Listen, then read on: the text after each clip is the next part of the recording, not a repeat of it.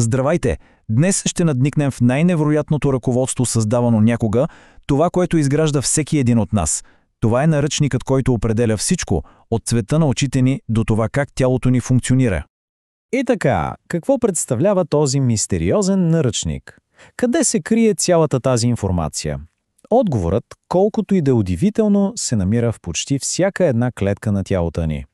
Нека се потопим и да видим как точно работи всичко това. Най-лесният начин да си го представим е като една гигантска библиотека. Тази библиотека съдържа абсолютно всички инструкции, нужни за създаването и поддържането на един жив организъм. А името на тази библиотека е геном. Добре, всяка библиотека има книги, а книгите са написани с букви, нали? Нека започнем от най-основното – азбуката на нашият генетичен код. Колкото и да е невероятно, цялото това ръководство за изграждане на човек е написано само с 4 химически букви.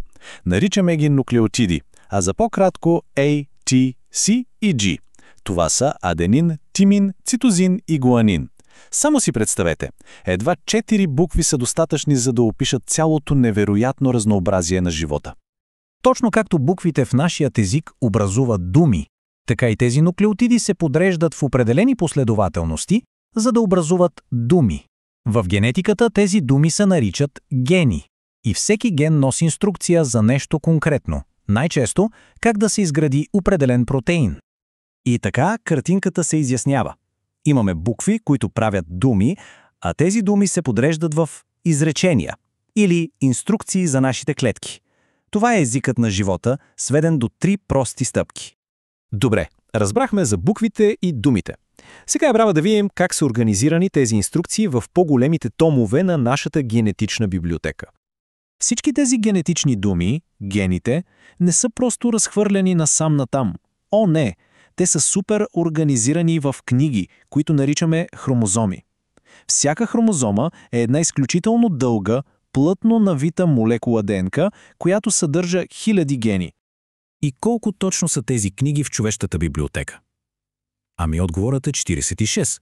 В почти всяка наша клетка имаме точно 46 хромозоми, които са подредени в 23 двойки. А сега нещо наистина любопитно. Човек би си помислил, че колкото по-сложен е един организъм, толкова повече книги има. Не е точно така. Например, кокошките имат повече хромозоми от хората, но и двата вида имаме приблизително еднакъв брой гени.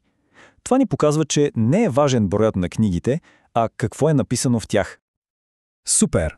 Вече знаем как е написана и подредена книгата с инструкции.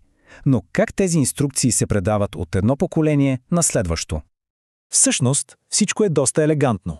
Получаваме един пълен комплект от 23 хромозоми от майката и още един пълен комплект от 23 от бащата. Така се събират общо 46. Всеки от нас носи генетична информация и от двамата си родители. Това означава, че за всеки ген, за всяка инструкция, ние всъщност имаме 2 версии. Наричаме ги алели, по един от всеки родител. Понякога единият алел е по-гласовит, т.е. доминантен. Неговата инструкция надделява над тази на другия, който наричаме рецесивен.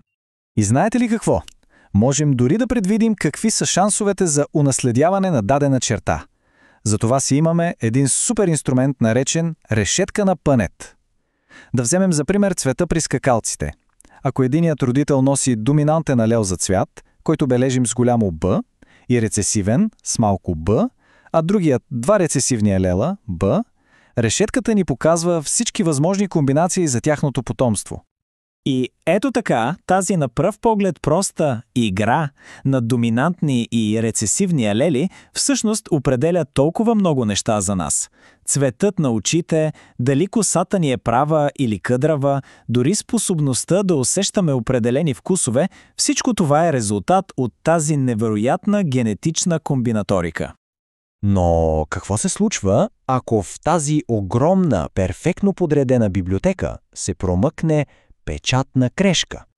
Точно това е мутацията. Можем да си я представим като една единствена печатна грешка в текста. Понякога тя е напълно безобидна, но в други случаи може да промени значението на цялата инструкция. Искате ли да видите колко голям може да е ефектът от такава грешка?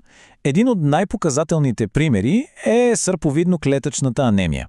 При нея само една сгрешена буква в гена за хемоглобин води до промяна на една единствена аминокиселина в протеина. Една!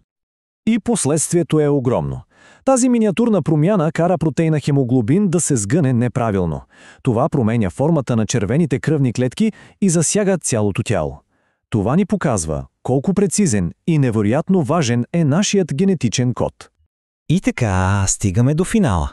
След всичко казано до тук, може би някой се пита, защо всичко това е толкова важно?